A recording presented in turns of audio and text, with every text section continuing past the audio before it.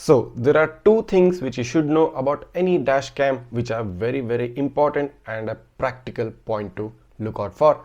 Well, that is how easy is it to install the dash camera by yourself. Well, I think most of us do manage to get it done, but some of us are a bit hesitant and really don't have a very good idea regarding how to install a dash cam.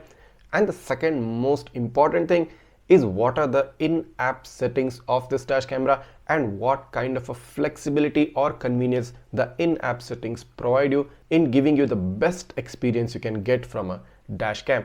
So in this video, I'll be covering these two important aspects, the installation and the in-app settings of arguably the world's best dash camera. So if you haven't seen my previous video of the unboxing and the quick review of the VIOFO A229 Pro triple channel dash cam, just head back onto my channel, or you can also find the link in the description. So watch this video to get to know these two important aspects, and then you can decide if you want this camera.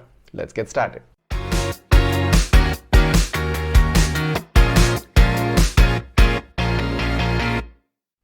So starting with the installation process of the dashcam, take a compatible micro SD card. So in this case, I have shown you a VIOFO 128 GB card.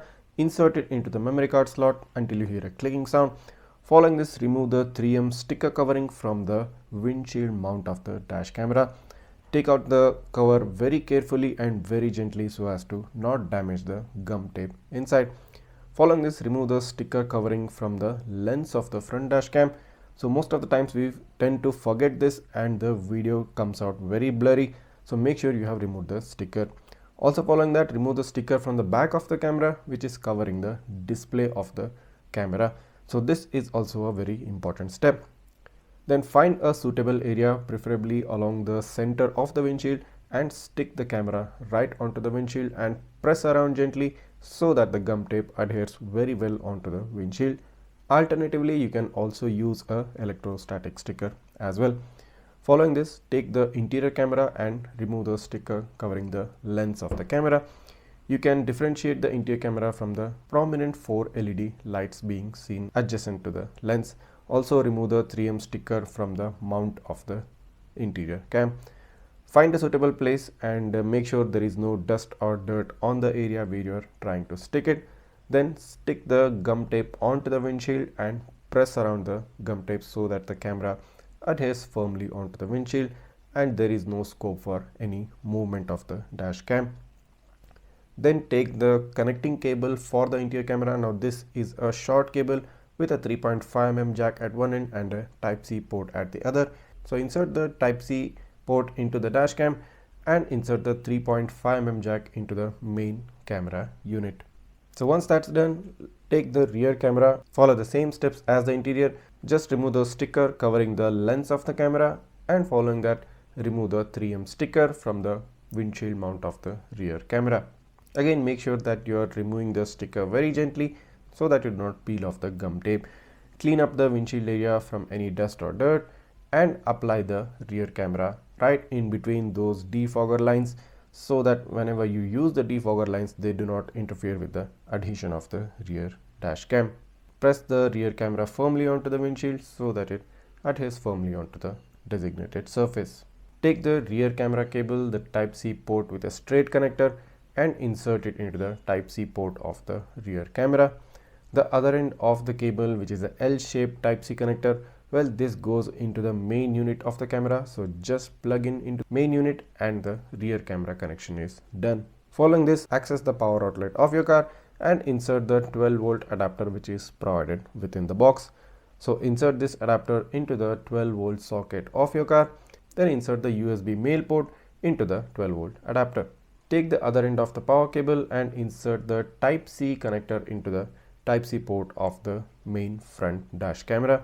Following this, turn on the engine of the car so that the dash camera gets power and it turns on as well. So as soon as the camera turns on, you can either look at the screen of the dash cam or you can connect to the smartphone and adjust the angle of the lens of the front dash camera to your proper orientation. Follow the same steps to align the interior and the rear camera as well. So make sure that you do this important step before taking the dash camera out for a drive. So now once all of these steps are completed, now your VIOFO A229 Pro or the 229 Plus is ready for use and you can take it out for a drive. You can also make sure while taking out on drive that you're getting a proper footage and all the orientation and the angles of the camera are perfectly well. So as you can see right now, I have opened up the VIOFO app on my smartphone, and if you see, there is a connect your camera button at the bottom. So let's open that up. So let's click on that. So once the Wi-Fi network of the smartphone is enabled, just click on the continue button at the bottom. So here you'll find the image which shows you the indication regarding the Wi-Fi name and the default password. So it's given right here. So let's head on to the system settings and turn on the Wi-Fi. So as soon as you turn on the Wi-Fi, the Dashcam Wi-Fi is going to show up here. So as you can see, here is the 5G VIOFO, and since I've already entered the default password, it is now connected directly. So let's head back. So now there is the VIOFO app home screen. If you click on the connect the camera button, it's going to take a few seconds and the Dashcam is now connected to the VIOFO app. So here on top you can see the rear camera view. On the right you can see the interior camera view, and at the bottom you can see the front camera view. So all three camera views are present right here. So if you want to head on to the settings, first you need to turn off the recording. So here if I just click on the red button, it's going to turn off the recording and you're going to get those beeping sounds from the camera. So now let's head on to the settings. So as soon as you open up the settings, so let me just zoom in a bit more. So here you go. So right now on top you find the video resolution option, and if you click on that, it displays the various different resolutions this camera supports, starting with the 2160p for the front and the 1440p for the rear and the 1080p for the interior dashcam. Well, the interior dashcam has a standard resolution of 1080p among all these options. What varies is only the front and the rear cam. So following that, you also have a 2160 plus 1080p for the rear, 1440p for both front and the rear, or 1080p for both front and the rear. So that's it. Following that, you have the loop recording option. Here you can set the amount of duration you want to record the video for. It starts from 1 minute and it goes all the way up to 10 minutes. So I'll just select it at 1 minute for now. So the third option is the recording audio option. You can enable or disable it here. Then you have the exposure value for the front, interior and the rear camera. All three cameras have their own option to increase or decrease the exposure based on your requirement. Following that, you have the HDR option, wherein you can turn it off completely or turn it on or set it on auto, where the dashcam itself will recognize if the HDR needs to be turned on or turned off. So let me just turn it on right now. Following this, you have the G sensor option in order to record some emergency videos. You have low, medium and high sensitivity, or you can turn it off completely. So I'll just turn it off for now. Following this, you have the date stamp, so which displays the current date on the video. Then you have the bitrate of the video. So if you click on this, you get a low, normal, high and maximum bitrate. If you select the maximum bitrate, the video file size will be larger. If you select a low bitrate, the video file size will be comparatively or relatively lesser. Following this, you have the time lapse recording. So you can turn on the time lapse recording starting from 1 fps and up to 10 fps as well. Then you have the system setting options. In this you have the Wi-Fi channel. You can select either the 2.4 GHz or the 5 GHz based on the device you are trying to connect to. Then you have the time zone, wherein you have to select the correct time zone based on your geographical location. Then you have the time synchronization, wherein the dashcam time synchronizes with your smartphone. Then you have the date format as either DDMMYY, MMDDYY or YYMMDD. So you have all these three options. Following this, you have boot delay, which means the dash camera will start about 5 seconds or 10 seconds after the car turns on, or you can turn it off completely to make the dash cam start immediately. Then you have the infrared LED for the interior camera. You have the option to make it turn on automatically based on the camera's own perception, or you can turn it on manually all the time, or you can completely turn off so that you get a normal recording for the interior camera always. So this is again based on your requirement.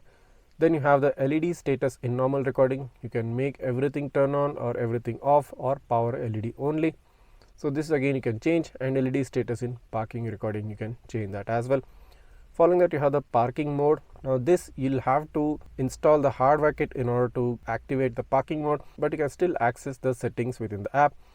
So in the parking mode, as I had told you previously, this has got one of the best parking modes available out there. And starting with a time lapse recording of 1 fps, it goes all the way up to 10 fps. So we have the time lapse recording. Then you have the low bitrate recording, which records a normal video with a less storage space. Following that, you have the auto event detection mode, which records videos only when there is some motion or there is abnormal vibration or a hit on the car. Now this is based on both motion sensor and G sensor. So currently I'll just turn it off. Then you have the enter parking mode timer, which means you can set the camera to enter parking mode after about 90 seconds the car turns off, or you can make it to activate immediately. For that you can select the off option. Then you have the parking G sensor sensitivity, which you can select as low, medium or high. Then you have the parking motion detection sensitivity. Again, you can set this as low, medium and high. Then you have the option to rotate the interior camera image and rotate the rear camera image, or mirror the interior camera image or mirror the rear camera image. So you can mirror or rotate both the interior or the rear cam based on your requirement, and also depending on how you have installed the camera in your car. Then you have the notification sounds. You can enable or disable it, or you can make only startup sound to come up, or you can make only the button beep to come up, or you can select all of the notification sounds. Then you have the voice notification, which the camera will respond back by giving you certain voice notifications, and you can also activate the voice control or disable it entirely by toggling the switch. Now what are the voice commands you can use for this specific camera? So if I just click on that, so as you can see, these are the specific voice commands this dash camera supports. So I'll just zoom in. So take a look at all of these commands. So if you use these commands, the dash camera is going to support it and respond back based on what you have said. So following this, you have the live video source option, wherein if you click on that, you find the option to enable or disable all of the cameras or show a specific camera on the app screen. So following this, you have the option to enable or disable the GPS. There is a toggle switch right here. Then you have the speed unit option, which you can change to kilometers per hour or miles per hour based on your requirement. Then you have the GPS info stamp, wherein you can select the speed or the coordinates to appear on the video, or you can just select the speed to appear, or you can select the coordinates to appear, or you can turn it off completely. Following this, you have the camera model stamp, wherein the camera model name and number appears on the video. Then you have the logo stamp, again, which shows the company logo on the video. You can enable or disable that.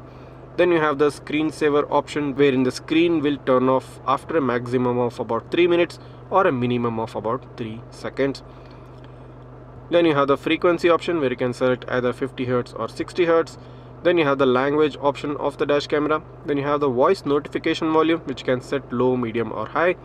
Then you have the option to format the SD card.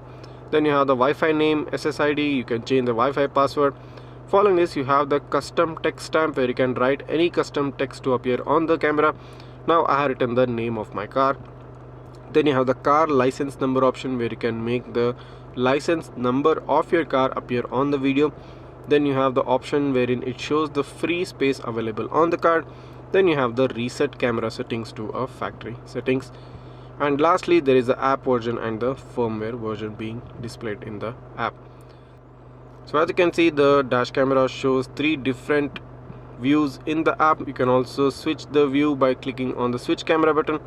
So now this is the front camera. If you click on the button again, so this is the interior camera, and if you click on the button again, it shows the rear camera display. And if you click back on the button, all 3 live views combined. So this is the app, and here is the album section at the bottom. So if you click on the album section, it goes into the album. Now currently, since the camera is recording, it is not going there. So if I just click on the red button, the camera will stop recording. And if you click on the album button, it goes into the album. And here you have various different options, such as locked, that is emergency videos. You have the parking videos, you have images taken, and you also have the subdivision of the front, interior and the rear camera. So you can watch any of the videos based on the camera and based on the kind of mode the video has been recorded in. You can also select any of the videos and download based on your requirement. So that's a very cool thing, and since this supports 5 GHz, this will download the videos very much faster and you won't have to wait for a long time. So this was the overview of the in-app settings for the VIOFO A229 Pro. So as far as I've seen till date, among all the dash cameras which I've reviewed till now, the in-app settings for the VIOFO dashcams are very wide in range and give you complete control over the functioning of the dashcam, and there is a lot of flexibility in terms of making the dashcam work the right way for you. So if you do like the in-app settings, if you do like the quick and easy installation process of this dashcam, and if you're interested in purchasing this, the links to purchase it provided in the description. Just head down onto the description, you'll find all the relevant links right there. So as a follow-up to this video, I'll be bringing up a detailed video quality review of the VIOFO A229 Pro, showing you all the day and night samples along with their license plate readabilities as well, and that's going to be another banger of a video. So make sure you do not miss that by hitting that subscribe button of Travel Tech right away and smash that like button of this video. Also hit the bell icon so that you get notified each time I upload a new video. If you have any doubts or queries regarding this, you can also write that down in the comments and I'll try to answer them as soon as possible. That's it. This was the video for today. Thanks for watching and see you in the next one.